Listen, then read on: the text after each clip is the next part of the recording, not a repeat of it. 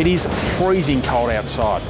I'm in Detroit, the heartland of the automotive industry of America. But I'm having the time of my life.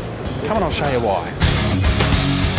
Despite being in one of the most inhospitable cities in the world, Detroit has one of the best motor shows.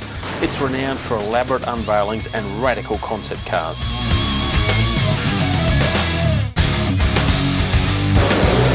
And this is exactly the sort of thing I'm talking about, the Hummer HX. It's a radical, tough, rugged concept, an idea of a baby Hummer for the future. And it's even got a touch of green, a V6 engine that can run on up to 85% ethanol. The 2008 Detroit show is all about being green. Almost every car maker was sprouting their environmental friendliness with vehicles that used less fuel, or used an electric motor, or even ran on hydrogen. Like the hybrid Land Rover LRX, giving a glimpse into the future for Land Rover. And if you need any evidence that the motoring world is changing, then check this out. Ferrari has shifted from red to green. The F430 biofuel can run on up to 85% ethanol.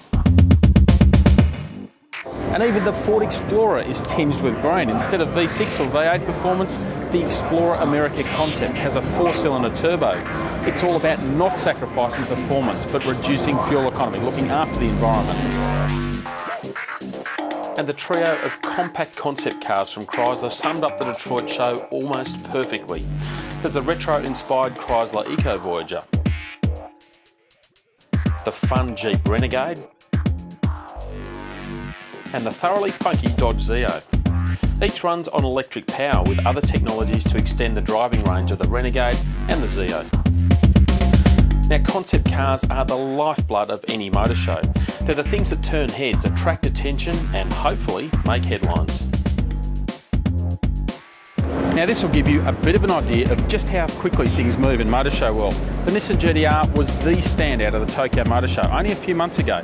You couldn't get within 10 feet of it. Look at it now, it's empty, it's struggling to turn ahead.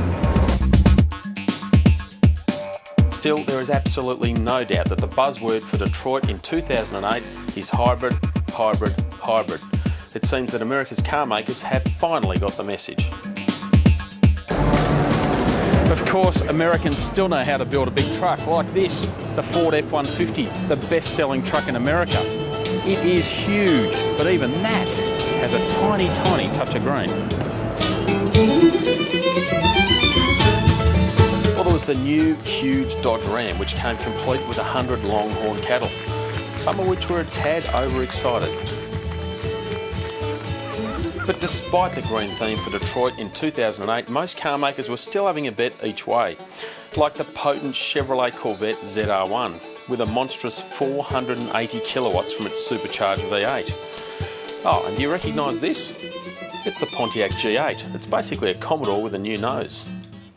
And of course, like any motor show, Detroit 2008 gives a little bit of a glimpse at what we can expect in showrooms over the next year or two.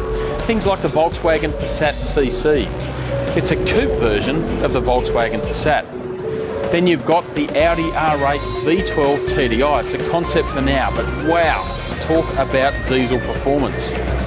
And of course this, the Mercedes-Benz GLK. There's only one trick with the GLK, it's not coming to Australia. They don't build it in right-hand drive. Go figure.